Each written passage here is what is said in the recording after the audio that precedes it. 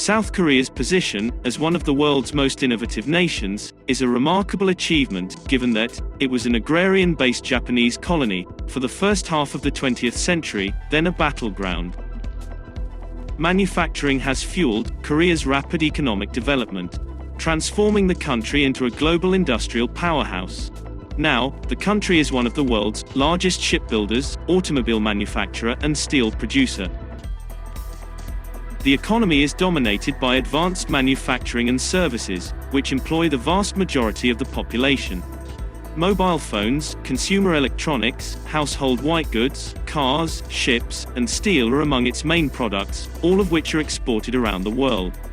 And it imports large amounts of natural resources such as coal, iron ore, and oil. The success of Korea's export growth can be attributed in large part to former South Korean President Moon Jae-in's efforts to modernize weapon systems and maximize their deployment within South Korea. He initiated and oversaw major weapon system retrofits, improvements to soldiers' living conditions, and South Korea's transformation into a major arms exporter. How South Korea is ramping up its weapons exports.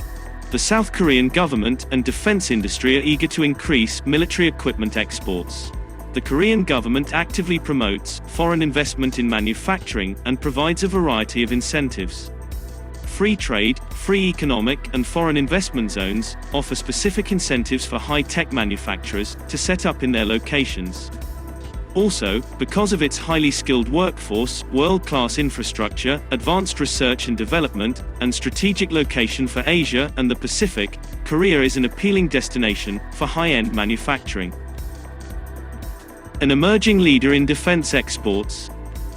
To date, South Korean aircraft, both fixed-wing and helicopters, have been sold to the Philippines, Iraq, Indonesia, Thailand, Turkey, Senegal and Peru, while Argentina, Malaysia, Colombia and India have expressed interest in some systems. Warships and submarines, built in South Korean dockyards, have served in the navies of Thailand, the Philippines and New Zealand, while tankers have been built for the navies of the United Kingdom and Norway. The K9 Thunder is South Korea's best-selling military ground vehicle, with units being sold to India, Australia, Egypt and Norway. In the largest military export deal, in 2022, South Korea agreed to sell nearly 1,000 K2 main battle tanks to Poland, along with 648 self-propelled howitzers and 48 Fa-50 fighter jets.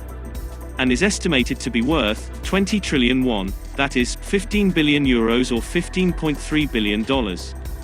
Korea Aerospace Industries has also exported dozens of T-50 series aircraft to Indonesia, Iraq and Thailand.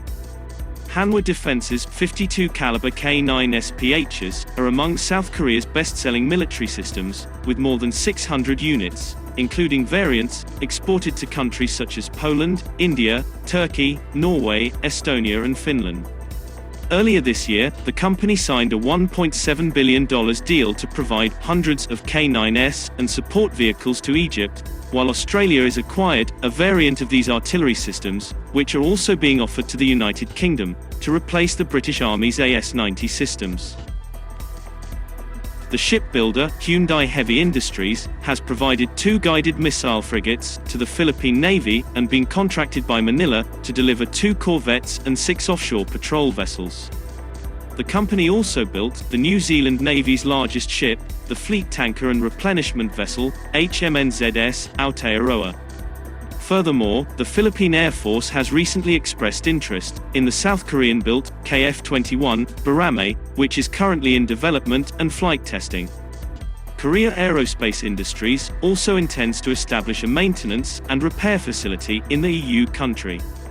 It also plans to open an FA-50 pilot training school, effectively showcasing the aircraft to more potential buyers in Europe. The country is not the most advanced in the world, but it is competitive on price and comes with good quality. South Korean military equipment is seen as a good choice for middle-ranking powers that are constantly required to strike a balance between cost and effectiveness. South Korea sold $7 billion in weapons last year, a record high for the country, and the figure is expected to rise to $10 billion this year. military equipment exports are influenced by both push and pull factors. The East Asian countries' government and defense manufacturers are eager to increase overseas sales of military equipment in order to generate revenue that can be reinvested in the development of more advanced weaponry and cement their position as one of the world's leading arms manufacturers.